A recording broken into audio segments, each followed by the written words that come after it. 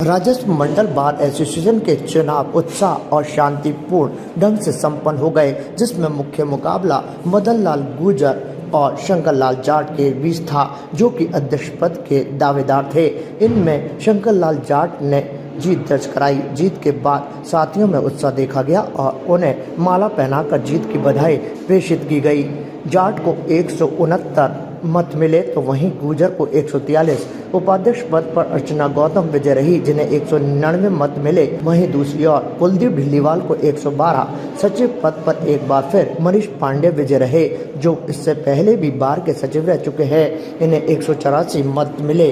गिरीश पारिक को 128। कोषाध्यक्ष पद पर लखवंत को 200 और कन्हैयालाल को 111 मत मिले।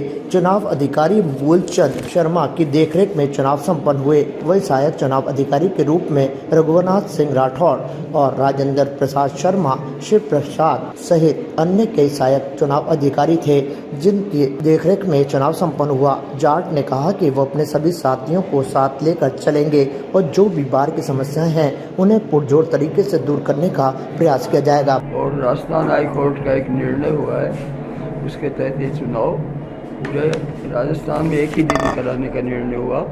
तो उसमें 12 तारीख अपने यहाँ भी थी, बहुत जगह 12 तारीख। यहाँ पर हमने जो चुनाव कराए, अध्यक्ष पद, उपाध्यक्ष पद, सचिव पद, सह सचिव पद, कोषाध्यक्ष पद और पुस्तकालय सचिव, ये 6 पदों के लिए चुनाव कराए थे। तो इनमें सह सचिव में केवल एक ही नॉमिनेशन वैध रहा, बाकी खारिज हो गए थे। तो ये 100 नाथ हो गया है। और पुस्तकालय सचिव पर वो भी एक पता, वो एक उसमें अध्यक्ष के लिए मदन लाल गुर्जर और शंकर लाल जाट उम्मीदवार। कितने वोट मिले उनको? अब बताओ। मदन लाल जी को 143, शंकर लाल जी को 169। 143 मदन लाल गुर्जर को और शंकर लाल को 169। अर्चना गौतम उपाध्यक्ष के लिए 199 और कुलदीप सिंह ढिल्लीवाल को 112। मनीष पांडे को सेक्रेटरी के लिए 184 वोट मिले और उसके खिलाफ गिरीश पारिक का उसको 128 वोट।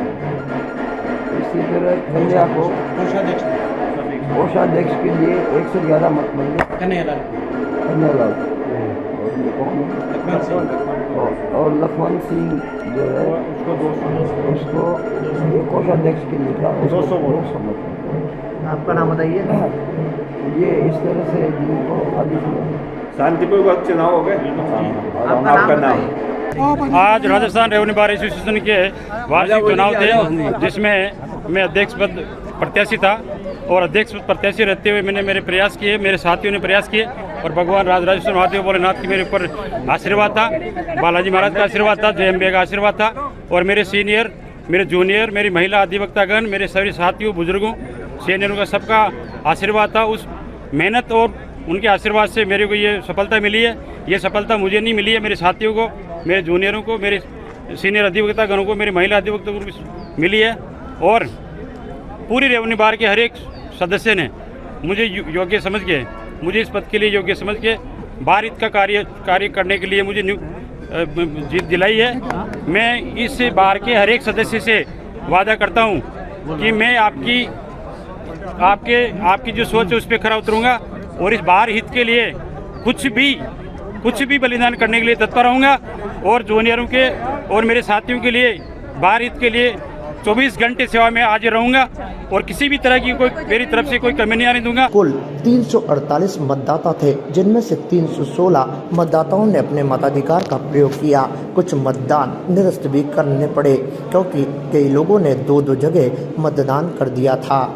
इसके बाद ही पूर्ण चुनाव संपन्न होने के बाद सभी जीते हुए प्रत्याशी उत्साहित नजर आए और उनके साथियों ने उन्हें बधाई दी। ये बधाई देने का तांता जीत के साथ ही शुरू हो गया। ताजा खबरों के लिए देखते रहें सरेराह न्यूज। अपना फोन उठाएं और सब्सक्राइब करना ना भूलें।